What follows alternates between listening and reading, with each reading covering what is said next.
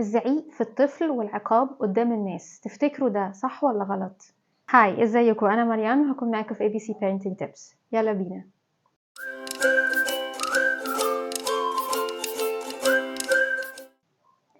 كتير قوي مش عارفة ليه بنتزنق في ان احنا نزعق للطفل او نعاقبه قدام الناس، يكون في تجمهر كده قاعدين وسط العيلة وسط الصحاب whatever، والطفل يعمل اي حاجة غلط نقوم مزعقين فيه قدام الناس وكمان مدين له العقاب المتين قدام الناس. طيب تفتكروا ده صح ولا غلط؟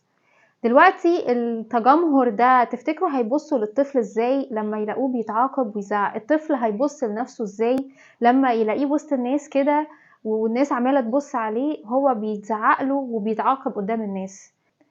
اول حاجة الطفل هيحس انه بابا وماما مش بيدوله احترامه قدام الناس، مش بيحترموه، فطبعا ده هيقلل من ثقته بنفسه واحترامه لنفسه كمان، وهيحس انه كل الناس بتشاور عليه وبتقول الولد اللي اتزعق فيه اهو.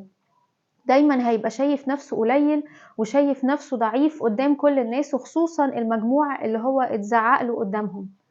كمان الطفل هيبتدي يفقد ثقته في نفسه ويفقد الثقة في انه هو ممكن يكون شخص الناس تحترمه، لانه بابا وماما زعقولي قدام الناس فانا بقيت ملطشة بقى، ممكن اي حد معدي يزعق لي عادي لانه بابا وماما نفسهم زعقولي.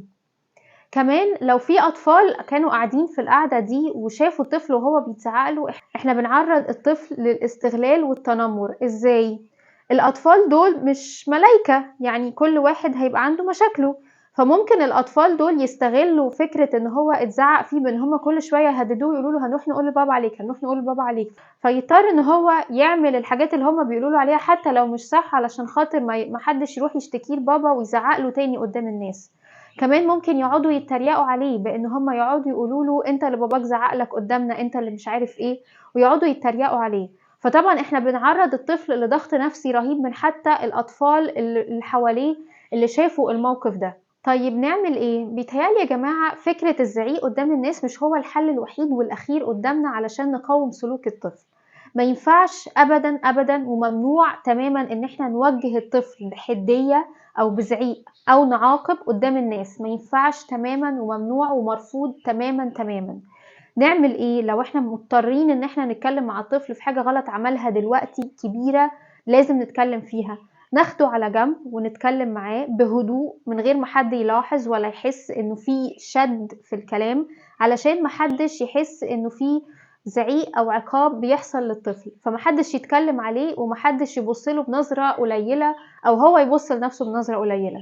ممكن لو الموقف يستحمل ممكن نستنى لحد ما نروح البيت ونتكلم في البيت، نتفاهم في البيت، نشوف ايه اللي حصل ونراجع اللي حصل ونقعد قعدة طويلة براحتنا نتكلم، ولو مضطرين انه يكون في عقاب نعاقب، لكن ما نعملش ده ابدا قدام الناس. ما ينفعش يكون الطفل واحنا قاعدين في تجمع نقعد نزعق فيه او نقول له هتتعاقب او هنحرمك من كذا وكذا وكذا.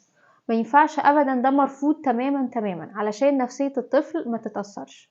لو عجبكم الفيديو بليز ما تنسوش تعملوا لايك وشير وسبسكرايب. ميرسي، بشوفكم الفيديو الجاي. باي.